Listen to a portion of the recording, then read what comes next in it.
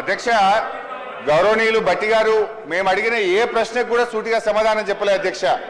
ఇప్పుడు మానవీయ కోణము అనేటువంటిది భట్టి గారి మాటల్లో కనబడుతుంది తప్ప చేతల్లో ఎక్కడ కనబడతలేదు అధ్యక్ష.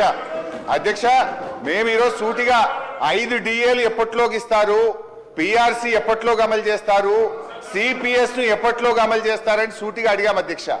వారు ఎంతసేపు గత ప్రభుత్వం మీ గవర్నమెంట్ వచ్చి 2.5 ఏళ్ల తర్వాత కూడా ఇంకా గత ప్రభుత్వం మీదనే పడి ఏడుస్తారు అధ్యక్ష. అధ్యక్ష, మా ప్రభుత్వ హయాంలో 88,000 మంది ఉద్యోగులు రిటైర్ అయ్యారు. ఇయర్లీ కూడా లెక్క చెప్పమంటే చెప్తా. BRS 9 ఏళ్ల కాలంలో 88,000 మంది ఉద్యోగులు రిటైర్ అయితే వారందరికీ పెన్షన్ బెనిఫిట్లు మేము ఇచ్చాము. మీరు ఎప్పట్లోకి ఇస్తారో చెప్పండి.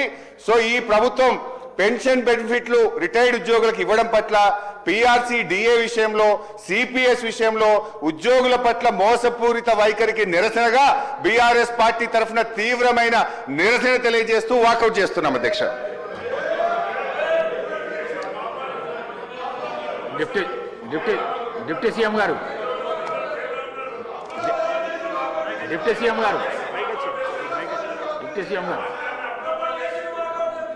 అధ్యక్ష, నేను ఇంత స్పష్టంగా చెప్పాను.